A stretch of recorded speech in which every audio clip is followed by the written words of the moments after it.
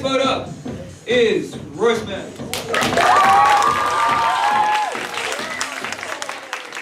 My name is Royce, and my poem is titled White Boy Privilege.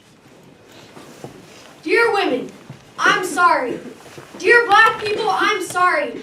Dear Asian Americans, dear Native Americans, dear immigrants who come here seeking a better life, I'm sorry.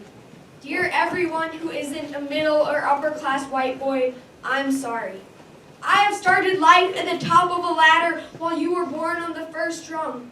I say now that I would change places with you in an instant, but if given the opportunity, would I?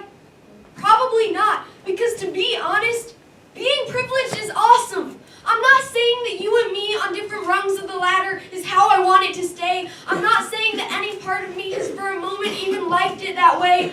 I'm just saying that I fucking love being privileged and I'm not ready to give that away. I love it because I can say fucking and not one of you is attributing that to the fact that everyone with my skin color has a dirty mouth. I love it because I don't have to spend an hour every morning putting on makeup to meet other people's standards. I love it because I can worry about what kind of food is on my plate instead of whether or not there will be food on my plate. I love it because when I see a police officer, I see someone who's on my side. To be honest, I'm scared of what it would be like if I wasn't on the top rung, if the tables were turned and I didn't have my white boy privilege safety blanket to protect me. If I lived a life lit by what I lack, not what I have, if I lived a life in which when I failed, the world would say, told you so. If I lived the life that you live. When I was born, I had a success story already written for me. You were given a pen and no paper. I've always felt that that's unfair, but I've never dared to speak up because I've been too scared. Well, now I realize that there's enough blankie to be shared. Everyone should have the privileges I have. In fact, they should be rights instead. Everyone's story should be written, so all they have to do is get it read. Enough said. No, not enough said. It is embarrassing that we still live in a world in which we judge another person's character by the size of their paycheck, the color of their skin, or the type of chromosomes they have. It is embarrassing that we tell our kids that it is not their personality, but instead those same chromosomes that get to dictate what color clothes they wear and how short they must cut their hair.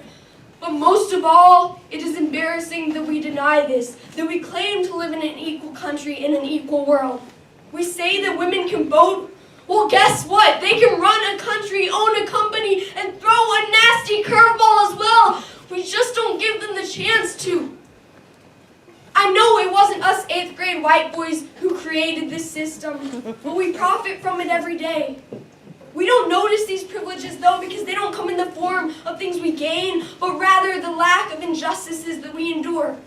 Because of my gender, I can watch any sport on TV and feel like that could be me one day. Because of my race, I can eat at a fancy restaurant without the waitstaff expecting me to steal the silverware. Thanks to my parents' salary, I go to a school that brings my dreams closer instead of pushing them away. Dear white boys, I'm not sorry. I don't care if you think the feminists are taking over the world or the Black Lives Matter movement has gotten a little too strong, because that's bullshit. I get that change can be scary, but equality shouldn't be. Hey, white boys, it's time to act like a woman, to be strong and make a difference. It's time to let go of that fear. It's time to take that ladder and turn it into a bridge.